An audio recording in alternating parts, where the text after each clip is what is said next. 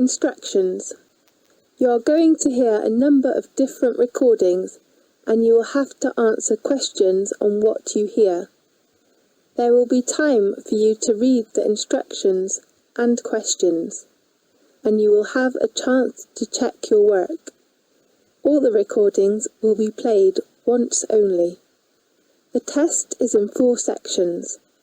At the end of the real test, you will be given 10 minutes to transfer your answers to the answer sheet. Now turn to section 1.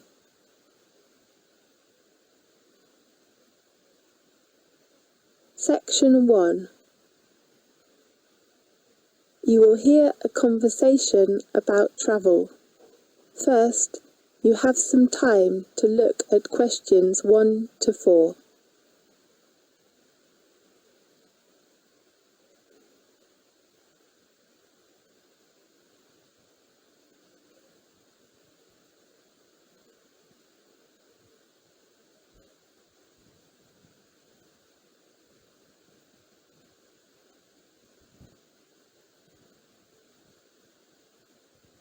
You will see there is an example that has been done for you.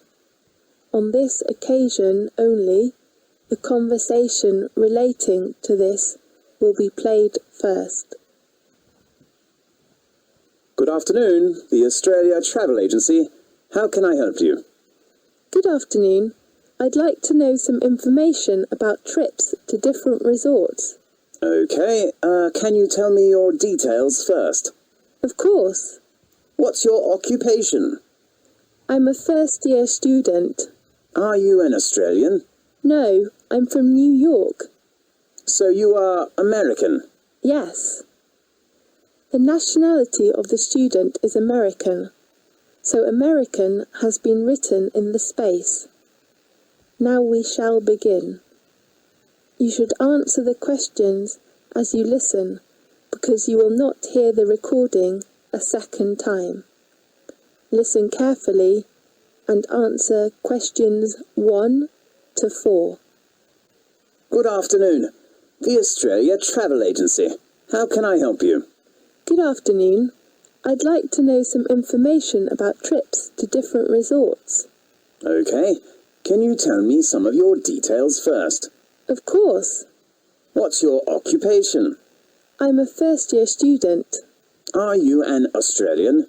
No, I'm from New York. So you are American? Yes. What's your full name? My name is Ariel Lee. Tell me your contact number, please. It is 462-83095.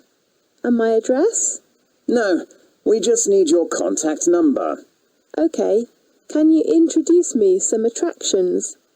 Obviously it varies, but always places of famous main resorts, such as Sydney, Melbourne, or some places like that. Just tour resorts? I mean, does that include other activities? Yes.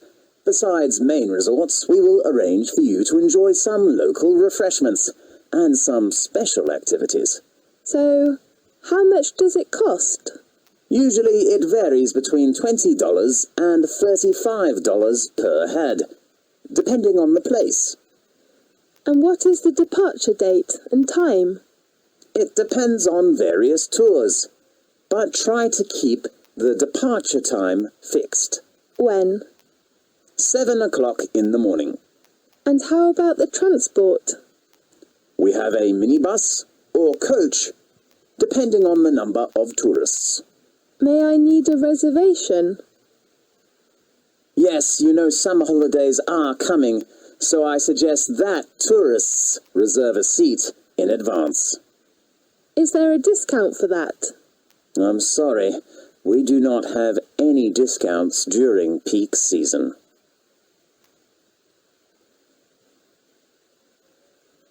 Now look at questions 5 to 10.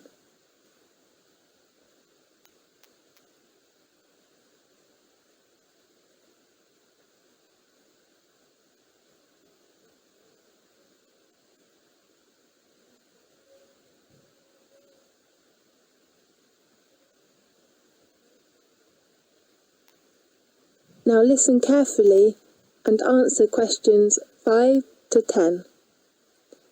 Could you tell me some details of the trips? Yes, the first place is Sydney. That's on the 12th of January. We'll have 25 people in a minibus. Fine. Going to which attraction? We will visit one of the most famous theatres in the world. The Sydney Opera House. Right. You can appreciate and watch an opera there. Really? What's the name of the opera? I'm not sure. Let me check the house's arrangements. And then you can visit the National Museum to know about the history and customs of Australia. Great. In the evening, you can enjoy some local snacks if you like. Fine. We're going to the Blue Mountains on the 25th of January. Blue Mountains? Is it a blue mountain? The mountain got its name for blue fog. It is usually covered by a blue fog.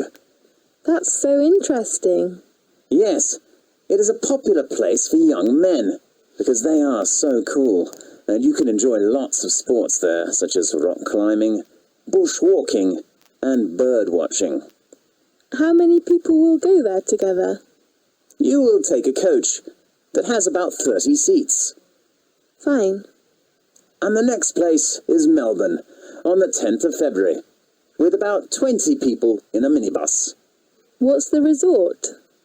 You could appreciate the famous Melbourne Church, and maybe you might have a chance to attend a local exhibition, if they hold it as usual. Fine. Do you have some tours to the beach? Yes.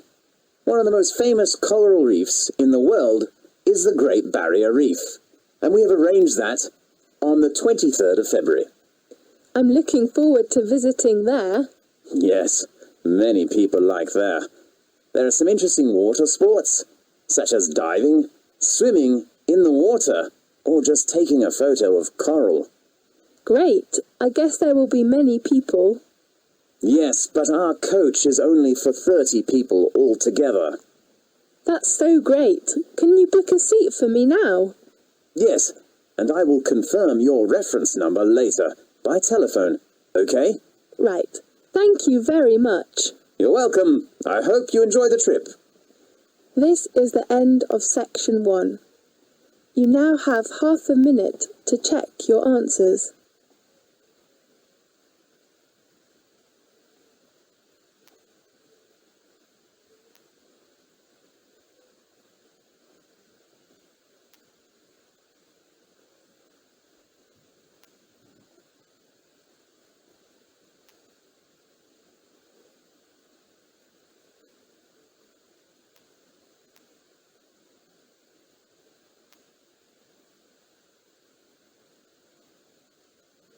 Now turn to section 2.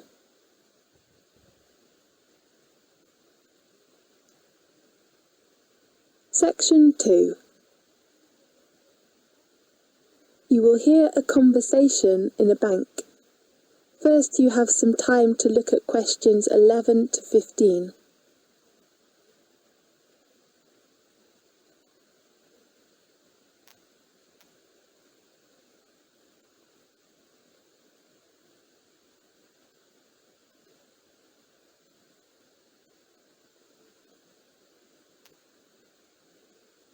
Now listen carefully and answer questions 11 to 15. Good morning. I'd like to open a bank account, please. Good morning. What kind of account do you want to open? I'm not sure. Perhaps you can give me some suggestions. I only want to deposit money in the bank and pay all kinds of bills easily. Fine. I've got the application form here. First of all, can I have your full name, please? Richard Lee. Fine, Richard. What's your occupation? I'm studying a doctor's degree now, although I was a dentist before coming here. Well, so you're a student. What kind of account can you suggest for me? How about a deposit account? What's the difference between that and a current account? There are many differences. such as the interest rate, overdraft, and service, and so on. Fine, I will take your recommendation. Okay, let's talk about the main two account cards of the deposit account. Fine. One card is called the Solo card, and the other one is named MasterCard. Which one is better for me? Let me introduce you to some differences of the two cards. Okay. The first one is annual interest rate. Which one is higher? Of course, it is the MasterCard. At present, its rate is 5.5%, but the Solo card is only 2.5%. Now look at questions 16 to 20.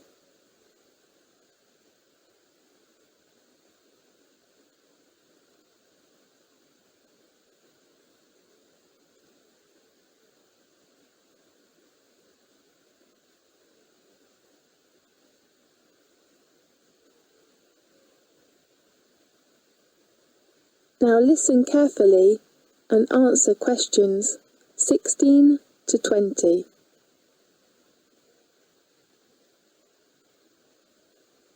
How about the other differences? The service supplied with the two cards. Could you speak specifically? We usually supply internet service and mobile service with all of the cards, of course including the Solo card. Yes, I'd like to ask for the service of mobile and... does Solo card have an overdraft? I'm sorry, but MasterCard has such a service. Fine. If you want to take more money out of the bank than you have in it, be very careful.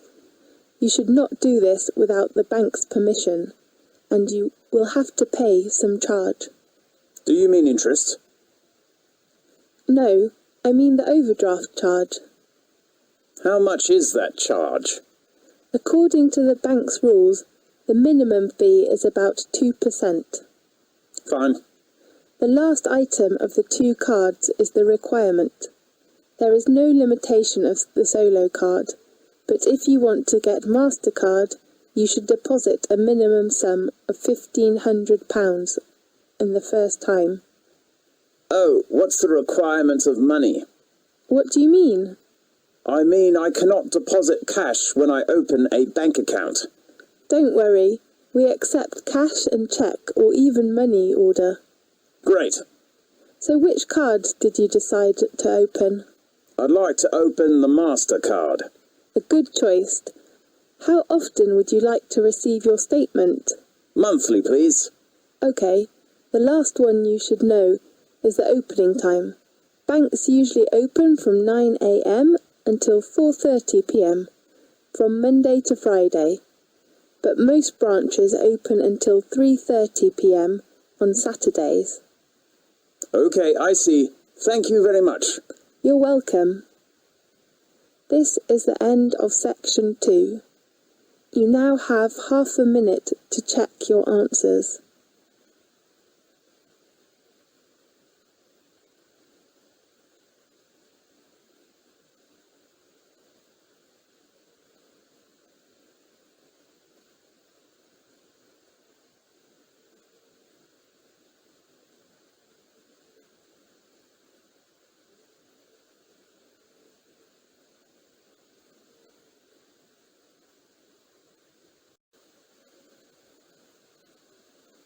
Now listen carefully and answer questions 21 to 24. Good morning. Oh, it's just hit 12. Good morning, Miss Potter. May I come in? Oh, Jerry, of course. Come in and take a seat, please. Thank you. Well, how about your assignment? Do you mean my paper? Yes. I still think about the draft, but I hope you can give me some help and suggestions. Of course. How long will it take you to finish your draft? I'm not sure. Maybe 3 days? My advice is that you should spend a lot of time on your draft. As you know, a good beginning is very important for a paper. A good draft can help you outline your paper, and even benefit your argument. Okay, I will try my best to write up my work. Miss Potter, how many parts are in the paper? Generally speaking, there are 4 parts and references. So there are 5 parts. Right. Contents, introduction, main body. And conclusion? Yes. And a bibliography. So how about the word limitation of my paper? According to the requirements, you have to write at least 3,000 words, and not over 5,000. Okay, 3 to 5,000. Right. How about your research? I haven't begun to do the research. Why? Because I'm not sure about the research method. I cannot decide to use which one now. I remember I suggested you to use the method of interview. Yes, but I think maybe questionnaire is better for my work. Really? Tell me your reason. I have to spend some time of the day on a part-time job, so I think maybe a questionnaire is a good way to collect the data that I need. Fine. Oh, do you search resources or data from the internet? Yes, I think it's a good way to collect data, and as you know, it can help save lots of time. Jerry, in fact, many students do most of their research on the internet. You might think that it is an easier way to get resources, but most data are from highly unreliable resources, so be critical. Okay, I will pay attention to that. Now look at questions 25 to 30.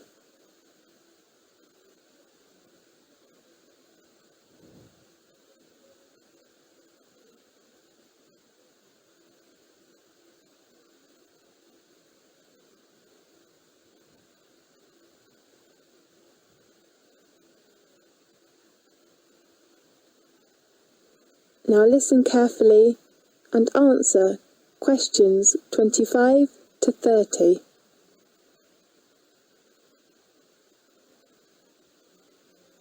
Then, there are some things you should consider when you write the paper. Okay. Be careful with your references and quotations, and do not share other people's work. You should write clearly about reference books, and do not forget to acknowledge the original writers. Otherwise, you will be failed for plagiarism. Okay, I've got it. The other point is... Deadline? No, deadline is the date of handing in your work. You'd better hand it in on time. But if you have a reasonable excuse, you can ask for an extension. Fine. Sorry to interrupt you. That's okay. The other point you should pay attention to is your research data. Okay, I will write them clearly. Oh, Miss Potter, could you recommend to me some good reference books about the topic of my paper? Fine. Let's check the reference book list. The first one is Drake Wister's book. Right, what's the title? Global Economy. Is it the one published by the Cambridge University Press? Right. And I think Victoria Smith's book is a good choice. What's that title? The Strategy of Marketing. And which publisher? London Press. Fine, and how about others? The book called The Economics Tendency is a good one for your paper. Really? And the writer and the publisher? The writer is Hilary Justice, and the publisher is Oxford University Press. Can I borrow it from the library? Of course. Great. And the last one that is helpful to your work is the book of William Hanna. How do you spell the surname? Hanna. Okay, and the title of this book? Business Management, published by Cambridge University Press. Okay. But you cannot borrow the book from the library. Why? Because it belongs to the closed reserve. You have to read it in the library. Okay, thank you very much. You're welcome. This is the end of section 3. You now have half a minute to check your answers.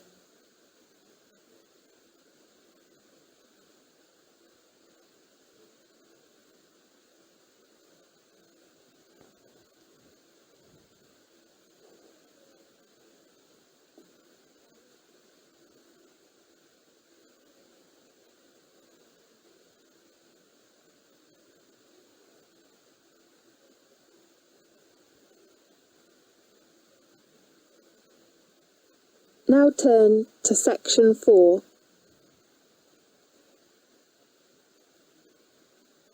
Section 4. You will hear a conversation about a credit card fraud. First, you have some time to look at the questions 31 to 40.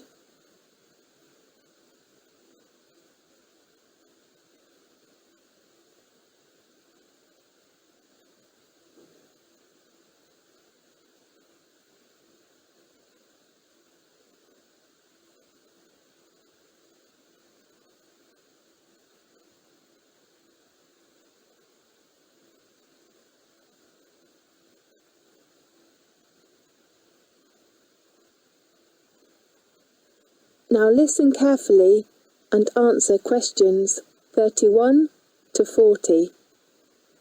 Hello, in today's programme we have invited Ken Farrow, Head of Financial Crime at Lloyds TSB, to introduce some information about credit card fraud. Welcome, Farrow. Thanks, Catherine. Has a chip and PIN given new chances for thieves to steal the details of our credit cards? Maybe. In the past, there has been typically 50,000 or 60,000 ATMs in the UK where people's PIN could be collected, and now there's hundreds of thousands of points of sales terminals.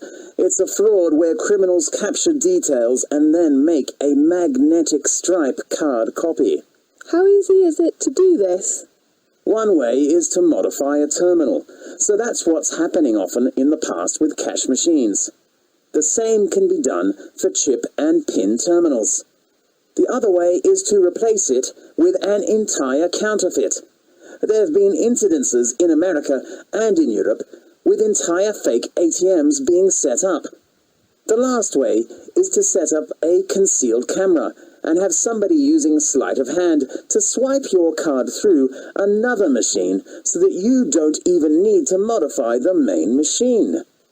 If someone decided to set up a little device to modify one of these handheld PIN pads, how easy would that be to do? Usually it wouldn't be technically too hard. You just need about £100 to prepare for some equipment and raw parts. But it would take some engineering time and effort. The terminals themselves have a function of tamper resistance. If you try to open the casing, the machines will shut down and make them inoperative. But there's only so much they can do against a persistent attacker, compared with an ATM. Well, once a card is copied and the PIN is obtained, crooks can make a fake card and use the PIN to withdraw money. Do all cash machines accept these cards in the UK? Cash machines in the UK may not accept these cards, but many machines abroad will. Why? It depends on our radar. We can obviously know what they are doing while criminals can't break the chip at the moment. So what they're doing is to use the old method to skim the magnetic strips on the cards. However, they've realised that they cannot succeed in the UK, so they go on to the continent and to other countries in the Far East and use them where ATMs are not secured for chip use. Right. So they can take the old-style card and use it abroad and get the cash out more easily. That's right. There is a magnetic strip attached to the card for customers who are travelling. So what are you doing about this increase of use in foreign cash machines of cards that have been stolen here? What we're doing is to gradually extend our security blanket. That means we will monitor the card usage, whether it's in the UK or abroad. If we feel there's something wrong, we will contact and confirm with the customer. We're up against organised crime, and organised crime is trying to get one step ahead of us, and we're trying to keep one step ahead of them. Yes. How does security work in UK machines? Because sometimes fake cards will work there as well, won't they? When a bank is looking at its arrangements, it has to balance up convenience to customers with security. Yes. So what are you doing to make things more secure? I think the chip and the PIN situation has really improved.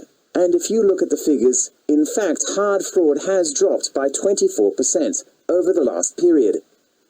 I think you can say this program has done well. Yes. I can see the figures, but there has been a huge amount of coverage in the press this week. Some banks have stopped using PINs. Doesn't that decrease the public's trust in this new system? And some people even think the new system is designed for new fraud. I don't think so. I'm not going to comment on particular cases. What I would say is that usually the evidence of crime has always been with the old technology, not with the new. So new technology seems to be working well. That's right. Okay, thanks for your professional introduction.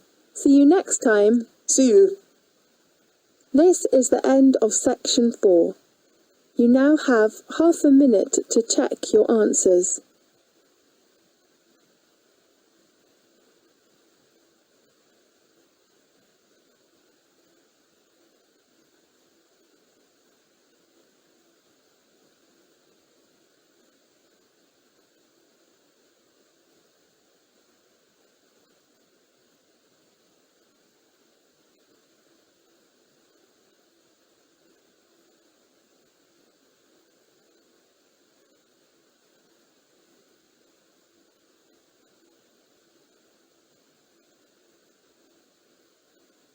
This is the end of the listening test.